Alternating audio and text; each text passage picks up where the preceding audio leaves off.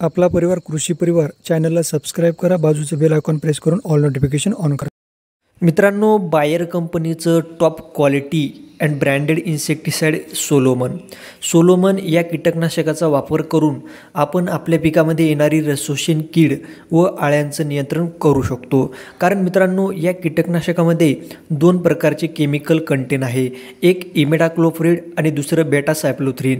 आपल्याला माहीतच आहे की इमिडाक्लोप्रिड हे जे औषध आहे स्पेशली सकिंग पेस्ट म्हणजे रसशोषण किडीच्या नियंत्रणासाठी वापरलं जातं।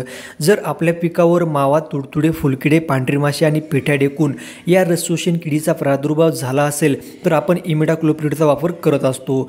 त्याचबरोबर मित्रांनो, जर आपल्या पिकावर जर आळ्यांचा प्रादुर्भाव झाला, त्यामध्ये पाणी खाणारी अळी, पाणी पोखरणारी अळी, पाणी गुंडाळणारी अळी, शेंगा पोखरणारी, शेंगा खाणारी, फळ पोखरणारी अळी, उंट अळी, केसाळ अळी, त्याचबरोबर सर्व प्रकारच्या बोंडआळ्या, या आळ्यांच्या नियंत्रणासाठी सोलोमन या कीटकनाशकाचा वापर केला जातो। कारण यामध्ये बेटासायक्लोथ्रिन जे केमिकल आहे हे आळ्यांना मारण्याचं काम करत असतं।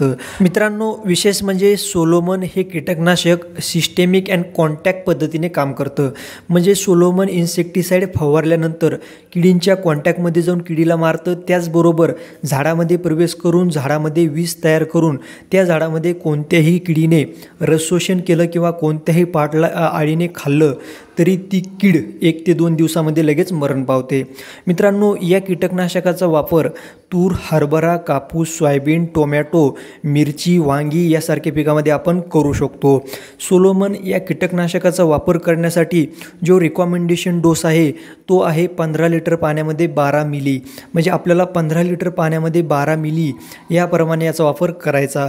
मित्रांनो, हे जे सोलोमन कीटकनाशक आहे हे फवारल्यानंतर जवळपास 21 ते 22 दिवसापर्यंत हे काम करत असतं। म्हणजे 21 ते 22 दिवसापर्यंत आपल्याला परत फवारणी करायची आवश्यकता पडणार नाही। मित्रांनो, सोलोमन या कीटकनाशकाचा वापर करत असताना काही महत्त्वाच्या गोष्टी आपल्याला फॉलो करायच्या।